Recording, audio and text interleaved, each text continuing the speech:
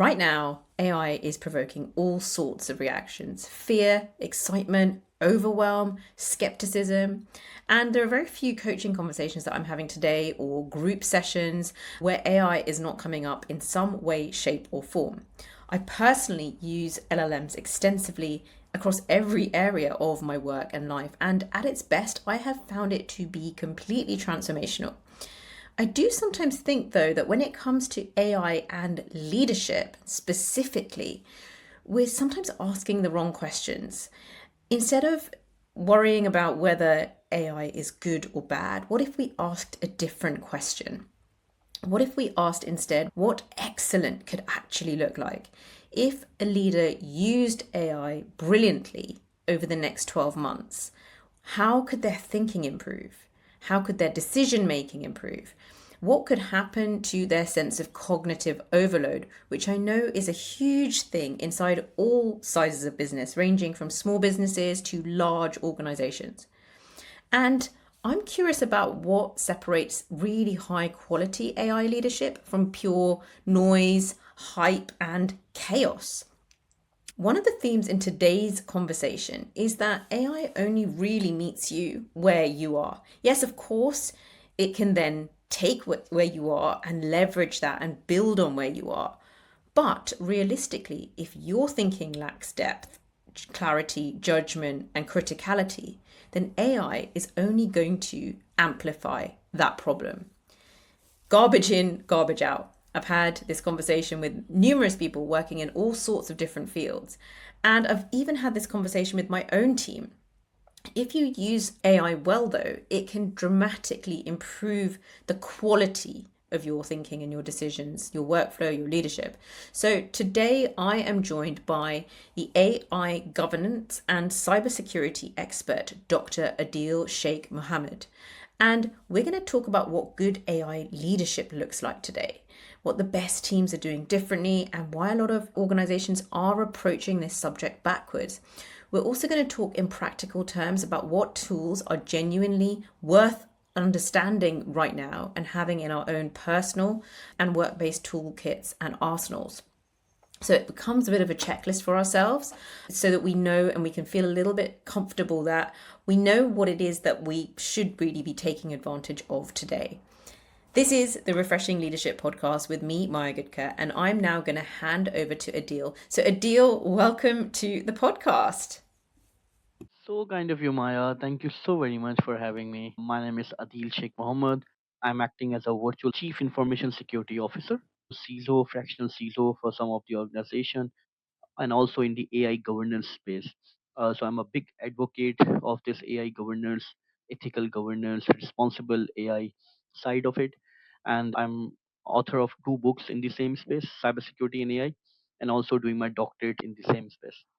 Oh, excellent. So I'm going to dive straight into some questions that I think will be of relevance to my listeners. As people are starting to think about leveraging AI optimally, if they were to look ahead in 12 months, what does good actually look like for a leader who gets AI right? How might their day feel different if they've done this well? High quality decisions with less friction, not just more outputs.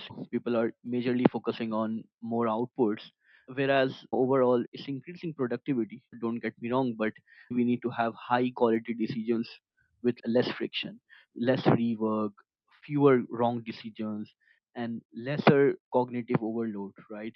So usually their days are starting with AI generated context, which is not a chaos, fewer reactive tasks, and more thinking time.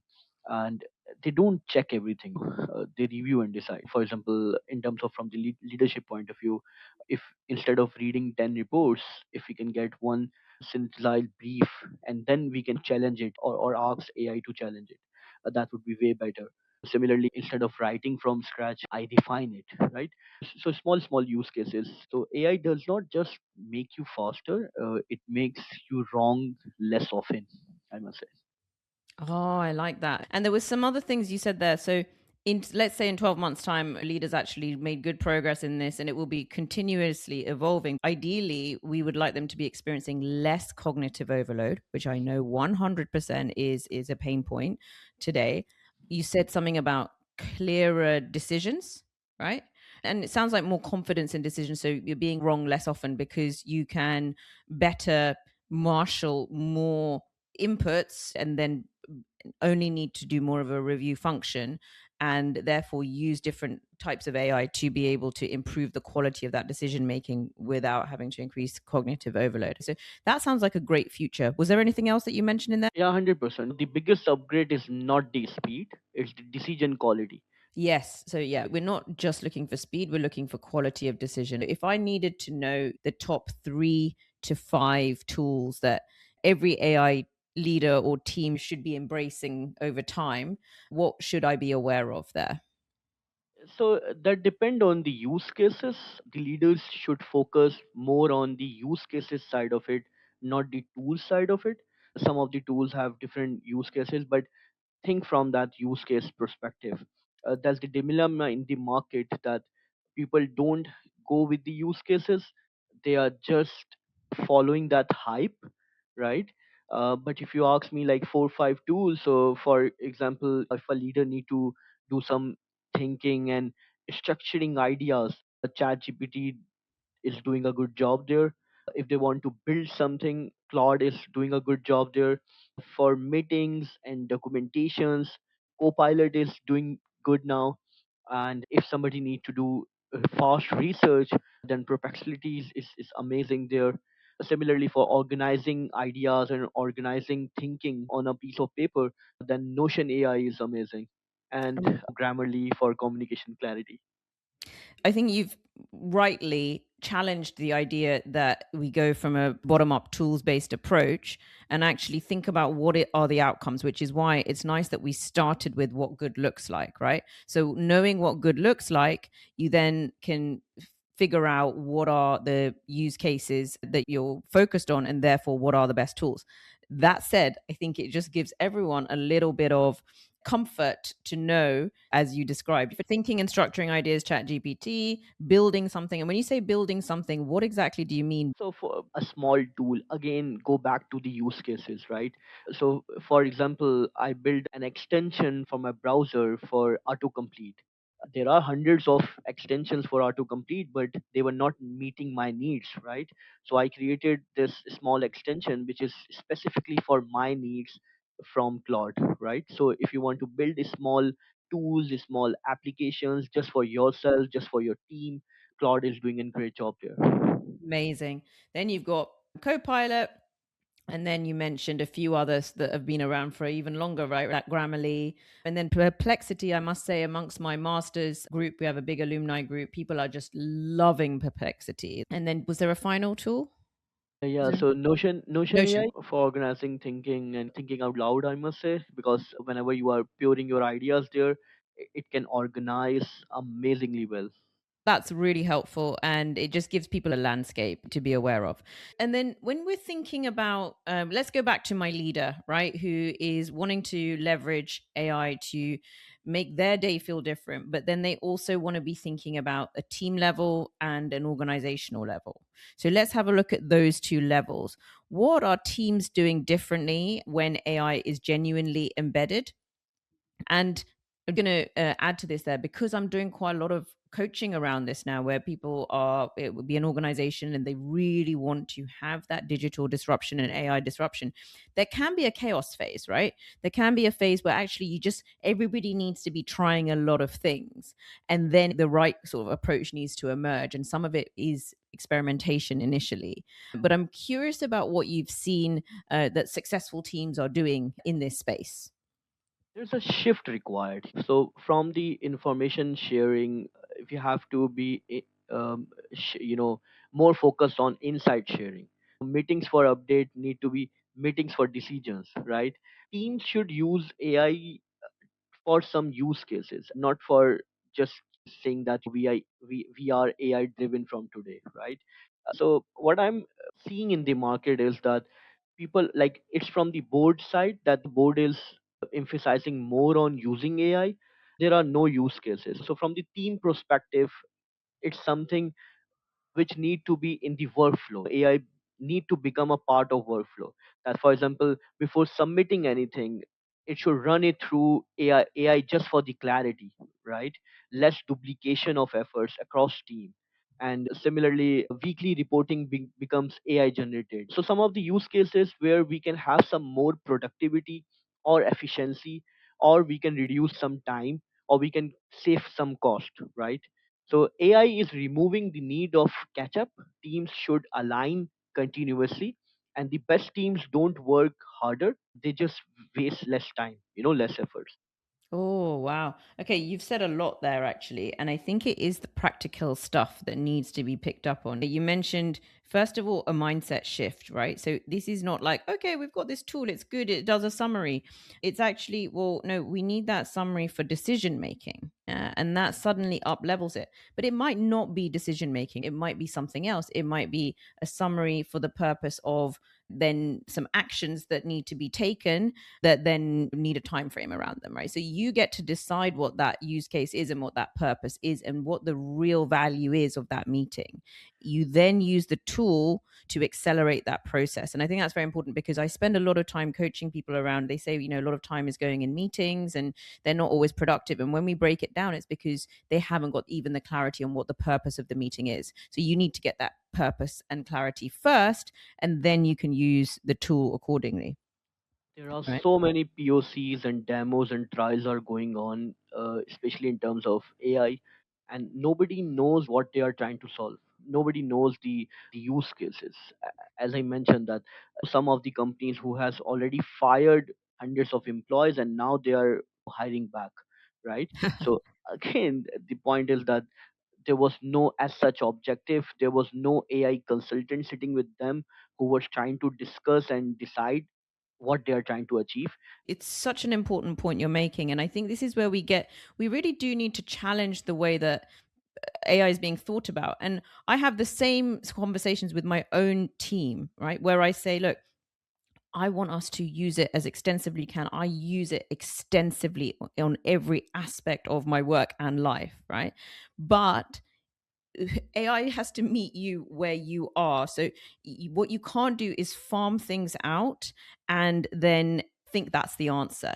You need to challenge and challenge and challenge until you get the quality of answer that you actually need or the quality of output that you actually need. So wherever you are limited and not critical in your thinking, you will get stuck at that level and rubbish in. You'll get rubbish in and rubbish out.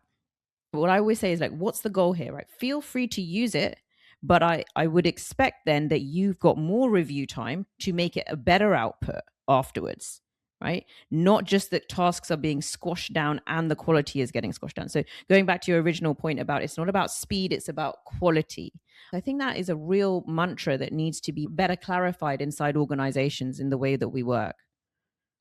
Yes, Maya, again, to echo the same point, like if you are, for example, your day to day activities, can you write down what activities you are doing on daily basis, and can you ask the same activity one by one to the same AI which you are using every single day, that how I can automate that, how I can reduce my time.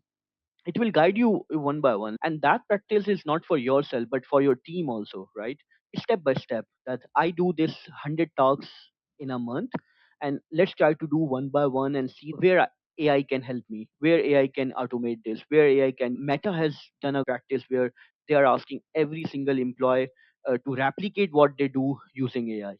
So it's a little scary from the point of that they might lose their job in future, but right now the Well, they space did, is didn't that. they? They had a Yeah, massive. exactly. For Claude, as per the information, and Topic only have one marketing guy in the whole organization. So how he is managing? He has multiple AI agents who are helping him, right? So it's all about that. Your load will increase. You can do multiple people work.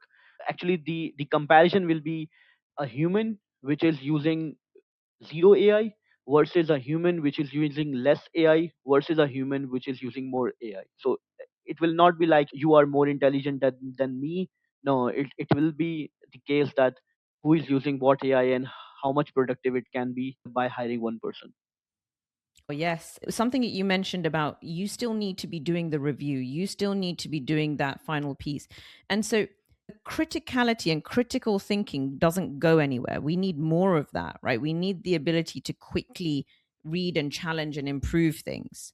So even that human that is using loads of I would argue that the final one, the even better option, is the critical human that is using loads of AI, because there still needs to be the ability to challenge, push back, and keep refining purpose in what you're doing.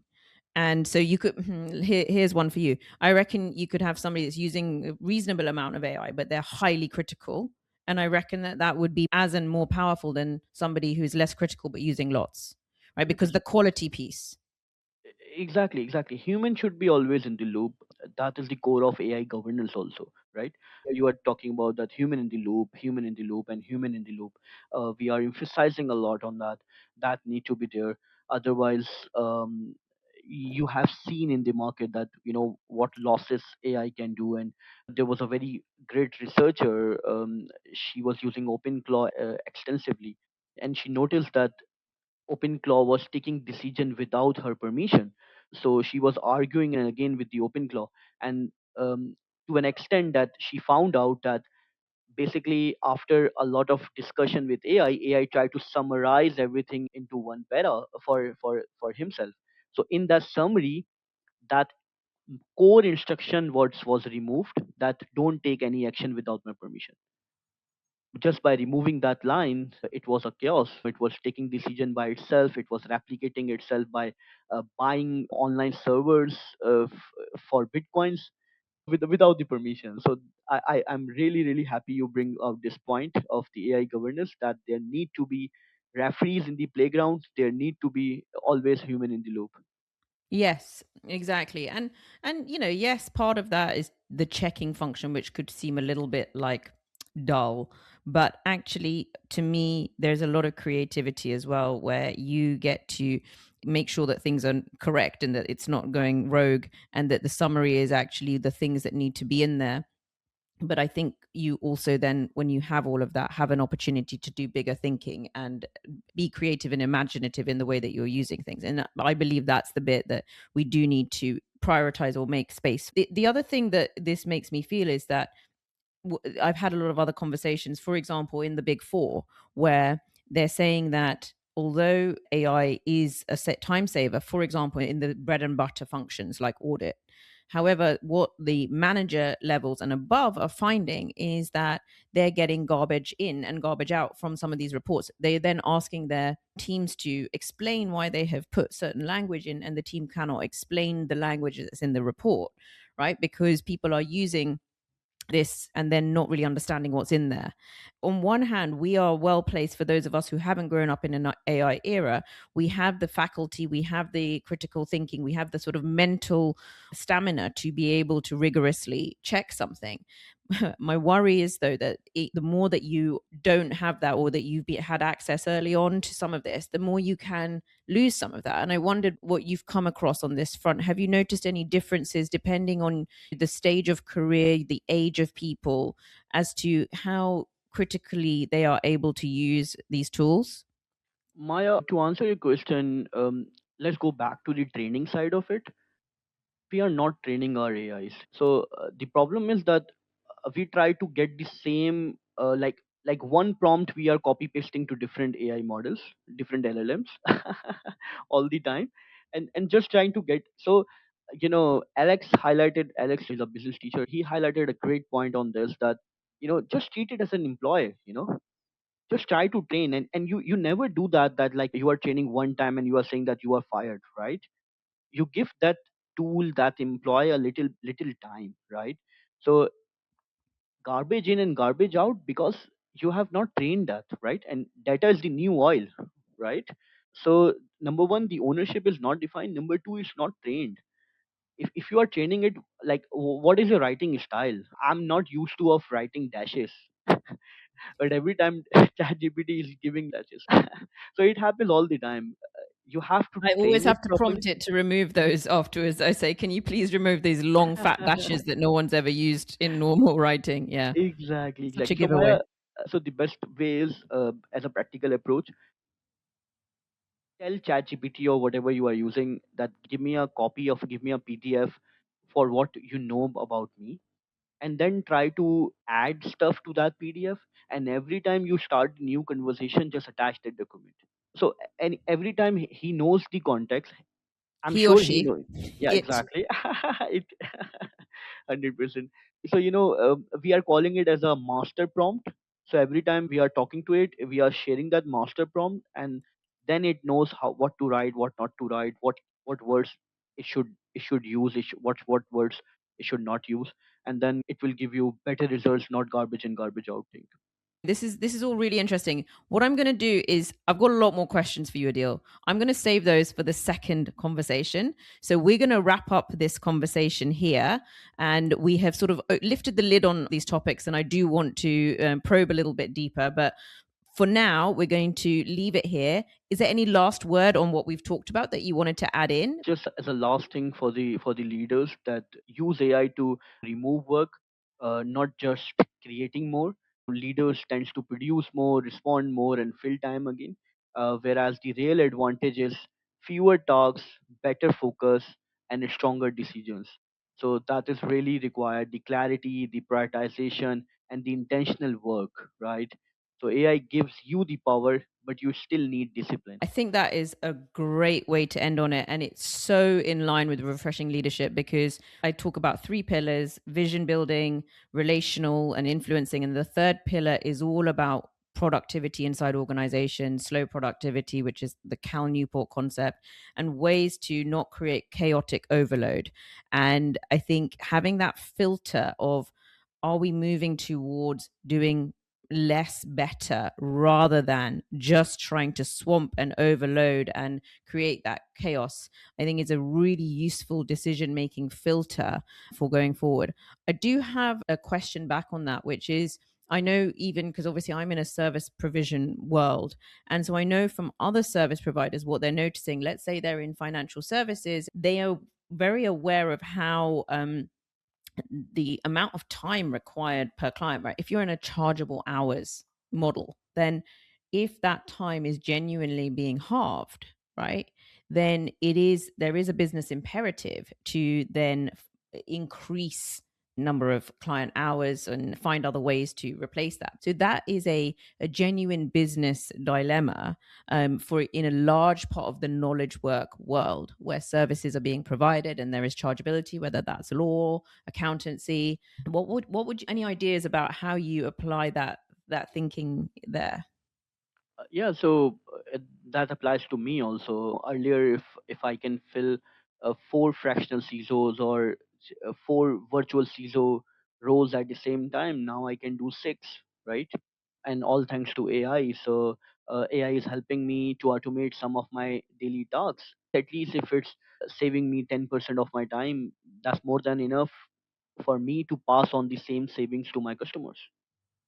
I guess so. I guess that's true. You get to pass on savings to your customers, but you do therefore need to increase, right? So you therefore need to find that extra business to make sure that you take home the same amount. Exactly, and obviously the AI tools are not that cheap, so it's right to left, but still the 10%, 20% which I'm saving, it still costs more than what the AI tools are. So I think the best approach should be that those savings should be passed to our clients. Interesting. Well, we're going to leave it there and we're going to pick up again. I have many more questions for Adil. Thank you for this early part. I think it's clarified a lot of the things that people are sort of thinking or worrying about, but you've got the language for it and it really helps us to think strategically about how we're using AI. So thank you so much for this conversation, Adil. Thank you, Maya. Thank you for having me.